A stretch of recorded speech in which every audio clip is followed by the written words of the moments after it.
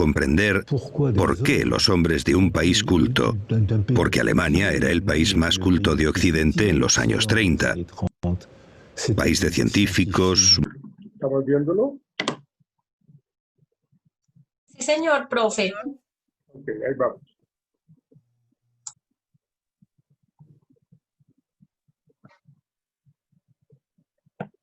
Durante y después de la guerra, con el paso del tiempo y después de haber trabajado, de haber hecho por comprender por qué los hombres de un país culto, porque Alemania era el país más culto de Occidente en los años 30, país de científicos, músicos. Había un jazz en Alemania muy alegre, precioso. Era el país más culto de Occidente. Y fue en ese bonito país, en esa bella cultura germánica, donde sucedió una de las mayores tragedias de la historia humana, la Segunda Guerra Mundial y el nazismo. Pero ahora podemos hablar de ellos sonriendo. Podemos intentar comprender. Con los hijos de esta señora y con los nietos de esta señora, bajo la cual me escondí porque estaba moribunda, hablamos de esto sonriendo. Tras haber escuchado su historia, me pregunto, para que un niño sea más resiliente, ¿los factores proceden del nacimiento? O sea, ¿son genéticos o tienen que ver con el entorno? El factor genético juega un papel muy pequeño. El sexo está determinado genéticamente. El color de los ojos, el color del pelo. Hay 7000 enfermedades genéticas. Todo esto no dice prácticamente nada de la condición humana. No he hablado del desarrollo del bebé en el interior de la madre las últimas semanas de embarazo. Ahora sabemos que hay una comunicación intensa entre la madre y el bebé. No he hablado del entorno seguro. No he hablado del colegio, no he hablado de la cultura. El factor genético existe, pero no dice casi nada de la condición humana. Así que sí, la genética afecta, pero muy poco. Todo lo demás es afectivo y cultural. ¿Vivir un trauma o vivir una situación de aislamiento afectivo, de carencia, puede afectar al desarrollo neurológico de un niño? Esta cuestión es importante. Sabemos desde la Segunda Guerra Mundial que los niños, los ingleses que estuvieron bajo el bombardeo del ejército nazi, quedaron muy traumatizados. Vieron morir a sus padres y ellos quedaron enterrados entre los escombros. Fueron acogidos por Anna Freud, la hija de Sigmund Freud. Estaban acogidos en Hampstead, un barrio de Londres. Todos estos niños tenían un retraso en el desarrollo y no se sabía explicar. Ahora sí que sabemos, gracias a la psicología y la neuroimagen. Se pueden hacer pruebas de desarrollo y ver que esos niños tienen un retraso. No hablan, dejan de hablar o hablan más tarde. La emoción les impide hablar. Y en un análisis cuantitativo se ve que estos niños no segregan hormonas del crecimiento ni hormonas sexuales, lo cual explica por qué las carencias afectivas tienen esa dimensión.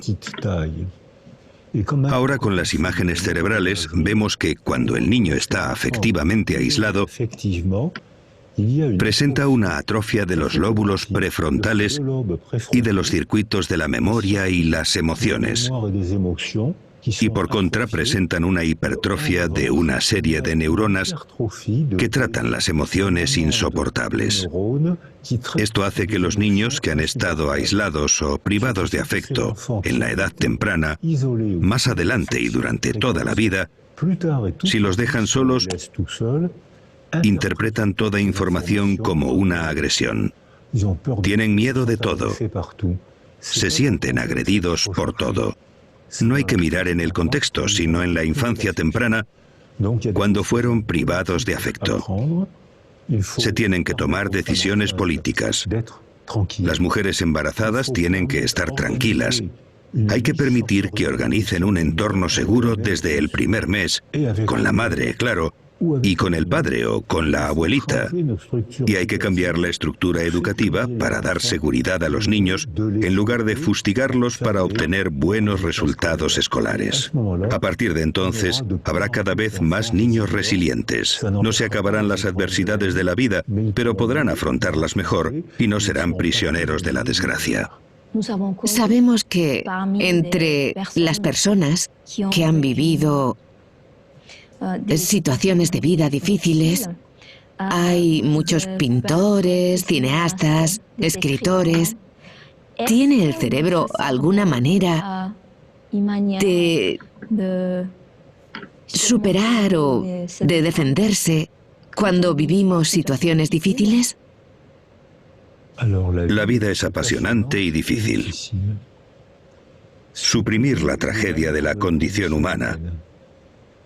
Si cerramos las bibliotecas, suprimimos el cine, acabamos con el teatro, todas las producciones artísticas están hechas para superar la tragedia.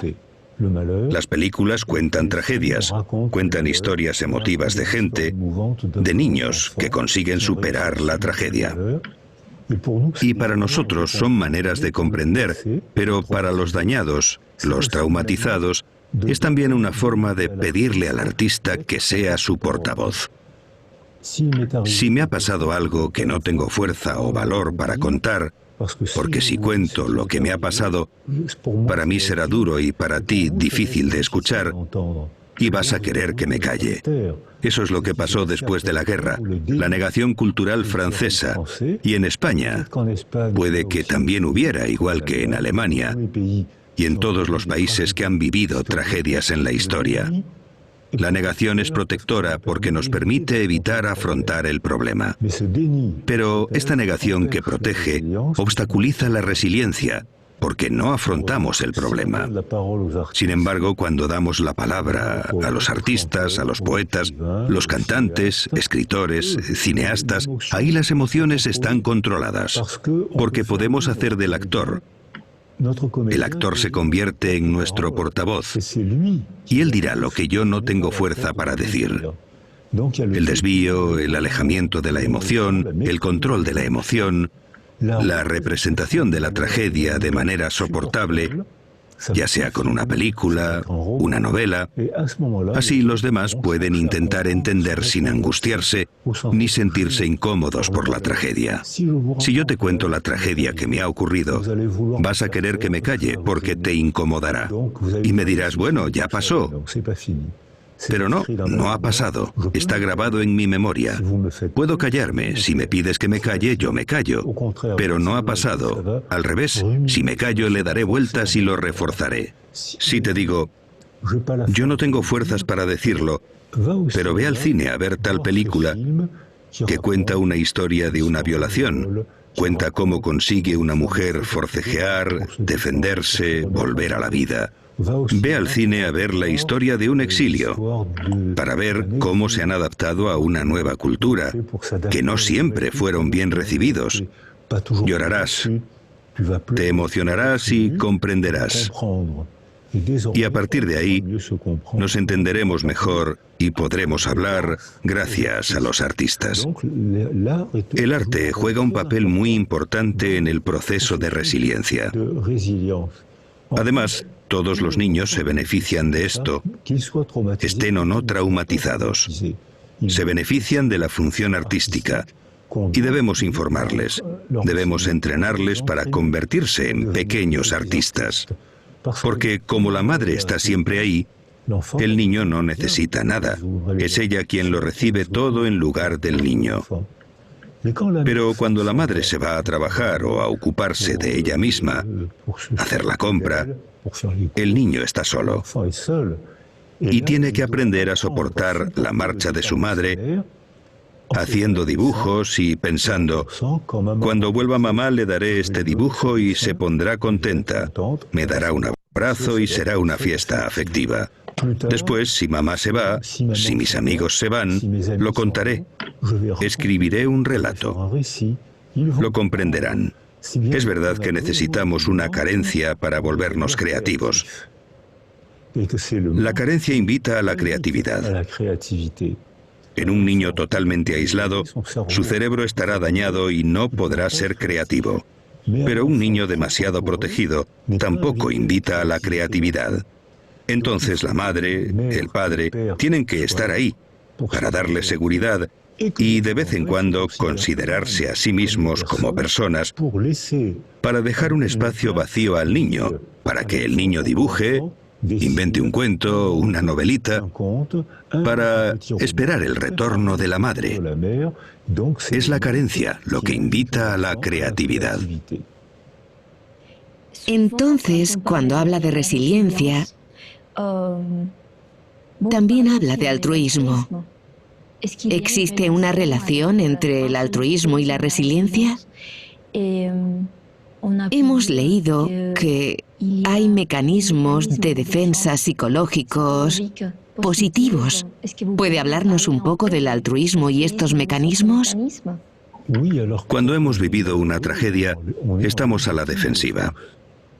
Necesitamos defendernos. Y cuando retomamos nuestra vida y sufrimos menos, muy a menudo a la gente le nace un deseo altruista. Tienen ganas de ayudar a otros, porque saben lo que es el sufrimiento. Muchos psicólogos se hacen altruistas porque han tenido un problema, un sufrimiento en la infancia que los lleva a... Les interesa el mundo de los otros. Cuando trabajé en el Congo con los niños soldado, cuando les preguntaba qué querían ser de mayores, casi todos me contestaban que querían ser periodistas o médicos. ¿Por qué periodistas? Porque tengo que contar esto. Tengo que dar testimonio de lo que ocurre cuando un niño se transforma en soldado. ¿Y por qué médicos? Porque sé lo que es el dolor y quiero aprender a proteger a otros niños del dolor. El altruismo es un mecanismo de legítima defensa para combatir el dolor. Muchos médicos, psicólogos, asistentes sociales conocen este proceso que es bueno, es moral, porque invita a entender y a compartir con alguien lo que hemos entendido. Pero, igual que las madres que deben estar ahí, pero no siempre, el terapeuta, el cura, deben estar ahí, pero no siempre. Es decir, que es necesario que el niño se vea invitado a la creatividad y que lo hagamos coautor de su desarrollo. Yo, adulto, te digo que te comprendo, pero tú, niño, puedes decir lo que piensas. Y así el niño traumatizado o el adulto herido contribuye a la reconstrucción resiliente. Pero hay que tener cuidado con este mecanismo. Hicimos una encuesta en Tolón, donde yo vivo, en la que contrastamos que el 50% de los enfermeros y el 50% de los psicólogos tienen depresión por agotamiento profesional. Porque cuando te centras demasiado en el otro, acabas por descuidarte tú. Por eso a mis estudiantes les digo, ¿queréis ser médicos y psicólogos? ¡Bravo! Pero, ¿qué más vais a hacer? ¿Cómo que qué más? Preguntan. Claro, si eres psicólogo, apúntate a un coro y aprende a cantar o a un equipo de fútbol. Haz algo más para preservarte tú, porque tú eres una persona también. No debes sacrificarte por otro. Ayudas a los demás porque es tu vocación, es tu formación, y está muy bien que ayudes a otros. Pero tú también eres una persona, y si te despersonalizas, caerás en depresión y no les serás útil a los demás. Cuando habla de altruismo, entiendo que habla también de empatía. ¿Hay diferencia entre el altruismo y la empatía? Efectivamente, la empatía es la capacidad de descentralizarse uno mismo para representar el mundo de otro. Los niños privados de afecto y los niños aislados sensorialmente, si no tienen a nadie, no pueden aprender empatía. Si solo se tienen a sí mismos, se balancean, se vuelven grises, se hieren, se dan cabezazos contra la pared, se mutilan en la adolescencia. Si no hay alteridad, uno mismo es su única alteridad. No hay altruismo porque no hay empatía debido a la carencia afectiva precoz, muy precoz. Hay pedagogía de la empatía. Si creamos un entorno seguro para el niño, una vez se sienta seguro, aprenderá a descubrir al otro. Pero solo puede ocurrir si se siente seguro. Entonces se interesará por el otro e iniciará un proceso de altruismo. Como me contaban los niños soldado, como sé lo que es el dolor y sé lo que hay que hacer, voy a ser altruista. Es un camino sistémico. Es un sistema, no una causa que explica un efecto. Es todo un sistema que evoluciona y está constantemente sometido a las presiones del entorno. Así desarrollamos la empatía y aprendemos el placer de descubrir el mundo mental de los demás, otras religiones, otras culturas, y ver que son interesantes. Pero esto obliga a viajar, a leer, a conocer. Es apasionante y agotador. ¿Podría explicarnos para los niños, en los colegios, en la sociedad actual, aunque no hayan vivido traumas graves, cómo podemos trabajar con ellos la empatía? Por parte de los profesores, el centro educativo, los padres. Eso es lo que nos pidió Macron, el presidente de Francia. Le enviamos no hace mucho un informe sobre jardines de infancia que fue muy bien recibido por el presidente, los medios, los periodistas y las familias. Hay que introducirlo en el colegio, en las guarderías incluso. Nosotros trabajamos con músicos, musicólogos y neurólogos asociados. Sabemos que un niño que toca un instrumento estimula el lóbulo temporal izquierdo. Gracias a la neuroimagen hemos visto imágenes y vídeos. La zona temporal izquierda es la que trabaja el lenguaje. Los niños que tocan un instrumento hablan mejor y hablan antes que aquellos que no tocan ningún instrumento musical. Y los que no saben tocar ningún instrumento, los metemos a cantar en un coro. Hemos constatado que los niños que hacen música socializan con más facilidad porque se sienten confiados con los demás. La confianza es el verdadero tranquilizante. Se sienten familiarizados con los demás, hablan con más facilidad, aprenden rituales de interacción. Por eso socializan más fácilmente, les gusta la escuela y tienen un buen rendimiento escolar, con la música y el deporte en el colegio. Al hacer deporte estimulamos el cerebro y funciona mejor. Mientras que ahora en Occidente, ¿qué padece todo el mundo? Enfermedades derivadas del sedentarismo, porque hemos descuidado nuestro cuerpo. También el dibujo, el teatro y el cine son excelentes para desarrollar la empatía. ¿Crees que la tuya es la única religión válida y que los demás son infieles por creer en otro Dios? Pues te pongo una película de 1 hora de un niño que cree en un Dios distinto del tuyo y verás que son seres humanos como tú, solo que creen, por su cultura, en otro Dios. Es entretenido, es interesante, a veces es irritante, pero es la condición humana. Por tanto, las obras de arte muy pronto, desde la guardería. Los cuentos enseñan a los niños a expresarse. Y luego hablamos de la moraleja del cuento. ¿Por qué le roban el queso al cuervo? Porque se deja engañar por la zorra. Podemos trabajar las moralejas con cuentos infantiles. Les contamos una historia bonita y les invitamos a convertirse en pequeños filósofos. Y esos pequeños filósofos son inteligentísimos desde bien pronto. El otro día hablaba con una pequeña filósofa de 5 o 6 años. Hablábamos de la muerte, porque cuando los niños descubren la muerte, es un problema metafísico, es importante para ellos. Le pregunto a mi pequeña filósofa qué es la muerte para ella, y me dice, Muy fácil, te caes, te quedas frío, te llevan al hospital, te calientan y vuelves. Esto nos permitió hablar de la representación del tiempo en el plano filosófico con una pequeña filósofa de 5 años que lo entendía todo. Entonces creo que el arte, introducido muy pronto en el colegio, la música, el deporte, porque el deporte es una forma de arte, el arte, el deporte, el dibujo, el cine, el teatro, forman parte de la condición educativa, desarrollan la empatía y permiten aprender a convivir mejor. Hay una frase que dice: el dolor es inevitable, el sufrimiento es opcional. ¿Qué opina usted sobre esta frase? Es magnífica, porque el dolor, todos los mamíferos sienten el dolor igual. Por ejemplo, nos quemamos la piel. Hay un trayecto que la une con la médula espinal, llega a la base del cerebro y llega al córtex. Todos los mamíferos sienten el dolor igual.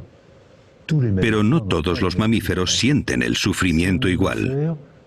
Si un mamífero o un bebé humano ha recibido seguridad durante su desarrollo por su madre, su padre, la familia, el colegio, el vecindario, las palabras, el teatro, todo eso, cuando recibe un golpe, le duele. Eso es el dolor. El sufrimiento es otra cosa. Si ha tenido una infancia segura, sufrirá mucho menos que alguien que no la ha tenido de pequeño y que percibe la sensación del dolor de forma exacerbada, amplificada. El dolor sin sentido aún duele más. Los seres humanos vivimos en un mundo de sentido. Necesitamos tener sueños y tener recuerdos para darle una dirección a nuestra vida. Si nuestra dirección viene de un dolor no superado, sin resiliencia, al recibir un golpe sufrimos muchísimo y sin posibilidad de modificar ese sufrimiento. Si hemos crecido fortalecidos y con seguridad, recibimos el mismo golpe, una tragedia. Pero hemos aprendido a ser más fuertes que el sufrimiento, que el dolor, y entonces sufrimos menos. Sufrimos una sola vez, como los animales. Y además, si hacemos algo con ese dolor, ese sufrimiento, habremos transformado el sufrimiento en obra de arte. Entre los artistas, entre la gente del cine, se da un número inusualmente alto de niños privados de afecto que se refugian en el cine, que hacen películas muy bonitas y emotivas, porque al haber sido heridos, han encontrado un medio para transformar esa herida y convertirla en producción artística. La mayoría de las obras de arte son confesiones autobiográficas. Me gustaría que hablásemos de una cuestión de actualidad. Ahora mismo, en nuestra sociedad actual, hay guerras, hay conflictos políticos, distintas migraciones, hay gente que sufre y hay mujeres embarazadas que también sufren. ¿Puede esto afectar al desarrollo del niño que todavía no ha nacido, igual que a la gente que ha sufrido? Esta es una pregunta muy científica que se investiga desde hace 10 o 15 años. Es objeto de estudios israelíes con mujeres embarazadas traumatizadas por los atentados. Mujeres israelíes y palestinas que acudieron a consulta por síntomas de estrés postraumático. Estas mujeres, 170 mujeres embarazadas, trajeron al mundo a 170 bebés y todos presentaban ya una alteración cerebral. Todos tenían ya un mal funcionamiento cerebral. Si hubiésemos dejado solas a esas mujeres, los bebés habrían empezado su vida con una grave deficiencia neurológica. Esto no ocurrió. Las mujeres estuvieron arropadas, los bebés también. Y esto activó un proceso de resiliencia más o menos sencillo. Algunas de las mujeres y de los bebés iniciaron rápidamente el proceso de resiliencia. Para otras fue más difícil y otras no pudieron. Este fue el primer trabajo que se llevó a cabo en Tel Aviv. Después llegaron los investigadores en biología y demostraron que cuando el estrés forma parte de la vida. Todos vivimos momentos de estrés. Cuando tienes exámenes, sufres estrés. Forma parte de la vida, pero superas ese estrés y te enorgulleces por ello. Forma parte de la vida y no debemos privar a los niños del estrés. Pero si el estrés es demasiado fuerte, intenso, prolongado, y si dejamos al niño solo, el exceso de cortisol y de catecolaminas, es decir, las sustancias del estrés, termina por dañar las células cerebrales y el cerebro queda alterado por haber dejado a la mujer y al niño solos. Es decir, hemos dejado que las sustancias del estrés se conviertan en tóxicas para el cerebro. Hoy sabemos que los extremos de los cromosomas reciben unos fragmentos llamados radicales metilo. Son fragmentos que obstruyen la expresión del cromosoma. Es decir, el cromosoma no cambia, pero las obstrucciones causadas por este exceso de sustancias tóxicas hacen como tapones que hemos fotografiado. Se ven manchas negras. Una cinta genética sana, con obstrucciones, no se expresa igual en absoluto. Por eso, no podemos señalar que el problema sea innato o de adquisición, porque la cinta de cromosoma no se ha modificado. No es una mutación, es la misma cinta. La expresión sí que cambia por completo, según la estructura del medio. Se empezó a hacer en animales, y se vio una misma cinta genética de rata. Si dejamos que la rata se desarrolle en un medio pacífico, se convertirá en una rata grande, gorda, mansa, con una larga esperanza de vida. Con el mismo tipo de rata, si la ponemos en un medio de estrés, de alerta, de agresión constante, se convierte en una rata pequeña, arisca y negativa, hiperkinética, es decir, muy ajetreada y con una esperanza de vida muy reducida.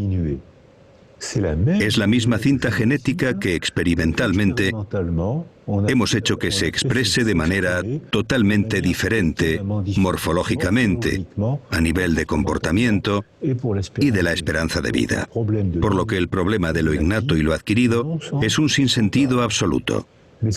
Esto también quiere decir que nosotros, los seres humanos, los políticos, filósofos, padres, somos responsables porque ahora sabemos que podemos y debemos intervenir en el medio que nos afecta. No somos seres pasivos. Tenemos la posibilidad de intervenir en el medio. Actualmente, la acción de los seres humanos sobre el medio es de degradación. ¿Qué sugerencia podemos hacer a la sociedad para prever este problema? Tenemos que hacer como los países del norte de Europa. Ralentizar, desarrollar las actividades deportivas y artísticas para reforzar los vínculos que desarrollan la familiaridad. Y hay que hacer frente a las adversidades reales. Hay que trabajar, hay que estresarse por un examen. Esos son problemas reales. Pero hay que estar preparado para afrontar esas adversidades. Si hemos sido abandonados, tenemos miedo de todo. Y si hemos estado demasiado protegidos, también lo tenemos, porque no tenemos confianza propia. Necesitamos inventar una cultura que sea como el mar, con su flujo y su reflujo, como el día y la noche, como los latidos del corazón. Una cultura con ritmos. Los jóvenes ya empiezan a hacer esto. Cada vez se ve más gente joven que trabaja y que de vez en cuando respira.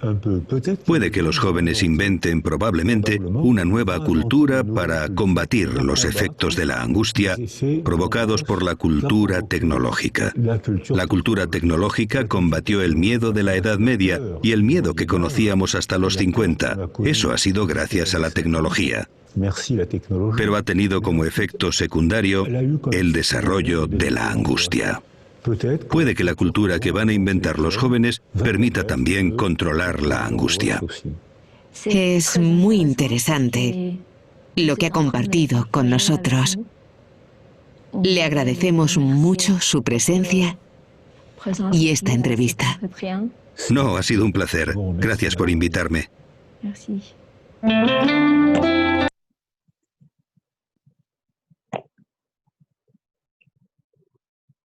¿Cómo les pareció? Muy interesante, profe. Bueno, tenemos 9 minutos, antes de que 8 minutos antes de que nos retire la plataforma nuevamente. Y seguiremos hablando de este tema y finalizaré también con un corto video de 5 minutos para reafirmar esto que estamos aprendiendo hoy. Pero quiero escucharlos. Jessica Vargas, ¿cuál es tu opinión con respecto a lo que nos dijo Boris? Jessica.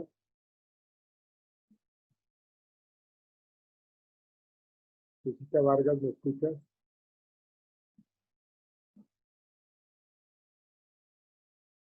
¿Ustedes me escuchan, jóvenes? Sí, señor. Señor profe. Sí, señor, profe. Sí, señor, pero un poquito lejos.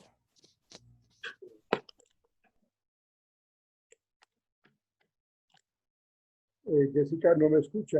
Le he preguntado y no me escucha, pero ya estoy viendo. Jessica Vargas.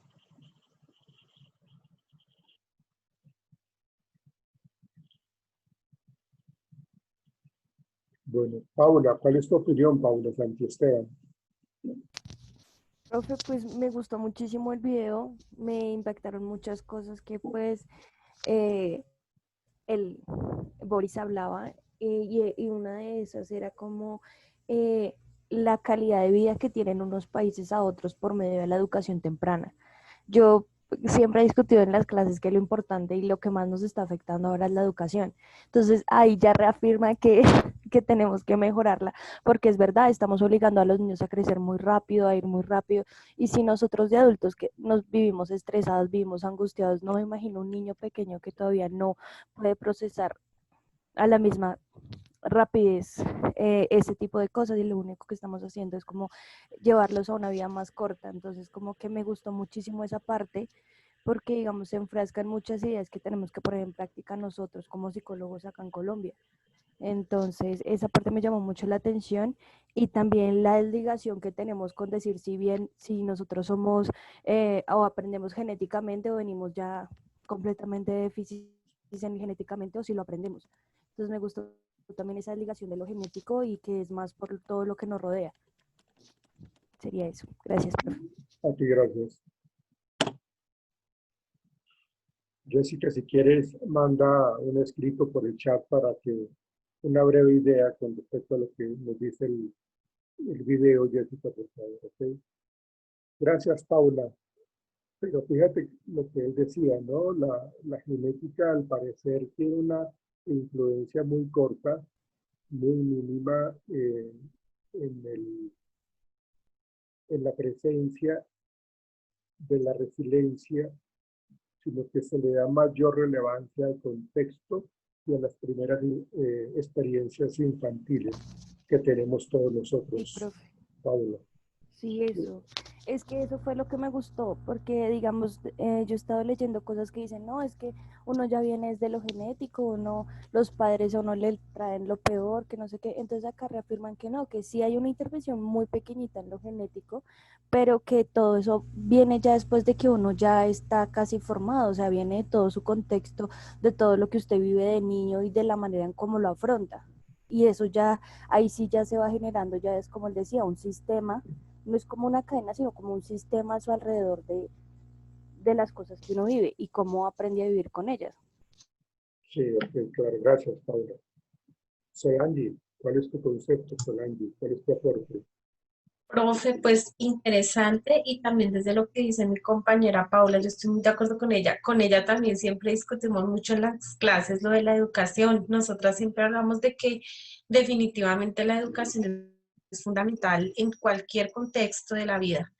Y profe, aquí le deja a uno este señor como mucho, o sea, lo que dice Pau, qué chévere ver que la verdad no es genético todo lo que dicen y que todavía se pueden cambiar muchas cosas. Qué chévere poder implementar aquí en nuestro país esa buena educación de los países del occidente y enseñar a los niños a ser más resilientes, más empáticos, más seguros. Aquí como que vivimos pensando en que la educación sea más como por competencia y qué tristeza porque eso hace que los niños se vuelvan inseguros, que los niños le tengan miedo a ir al colegio, que los niños no quieran estudiar y eso se ve muchísimo porque los profesores pues claro, obviamente ellos con su pedagogía tratan de hacerlo mejor, pero lo que el gobierno les exige como un pensum académico. Entonces, ojalá uno como psicólogo pudiera intervenir en esta parte en los colegios para poder ayudar a cambiar eso y poder implementar más las artes, que eso no se ve casi en los colegios ahora, profe. Entonces, eso sería, pues a mí me pareció muy chévere todo esto del video. Fue como lo que me Sí, queda así de todo lo que el Señor nos habló. sí, Solange, es exactamente eso, como la sociedad, según lo que planteaba él, la sociedad se encarga eh, de formar personas mucho más angustiadas, mucho más estresadas, mucho más tensionadas. Y él lo menciona con el concepto del sprint. El sprint es como esa necesidad de estar acá, de estar allá, de correr, hacer las cosas, de empezar una cosa, de la otra, y es supuestamente para estar dentro de ese nivel competitivo.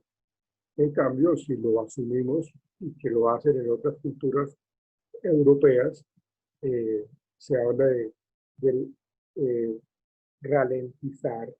¿Sí? Realmente es algo muy interesante cómo se ha perdido esos espacios de conocimiento personal, esos espacios de relajación, de descanso, de compartir, de aprender, de generar arte. O sea, todo eso, una persona, un país, una cultura que vive en esa posibilidad de ralentizar, pues realmente va a tener un mejor desempeño eh, en un mundo social eh, y va a ser mucho más creativo y va a ser mucho más resiliente. Entonces, esto de ralentizar es lo que le permite, lo que decía Boris, el psiquiatra, eh, va a generar seguridad, a generar bienestar, porque se está disfrutando, se está teniendo actividades artísticas, se está compartiendo, como él decía, se monta en bicicleta, se juega, se corre, se hacen muchas cosas que en última va a favorecer el bienestar de cada ser humano. Gracias, Solange. Estefany, ¿te ibas a comentar algo? Sí, profe, muy interesante lo que nos comenta en el video porque ver cómo es la diferencia, él habla de la diferencia entre la resistencia y la resiliencia. Y entonces ese punto es muy importante porque hoy, o sea, la frase de resiliencia se ha utilizado mucho, pero hay veces se maneja de manera inadecuada. Entonces eso también tiende a confundir. Algo que de lo que comentaban mis compañeras que me llama mucho la atención es que ellas se enfocan en el contexto educativo y tienen mucha razón. Y yo, como una experiencia personal, tuve un profesor que me decía que, que cuando nosotros, digamos, estamos en un parcial y nos estamos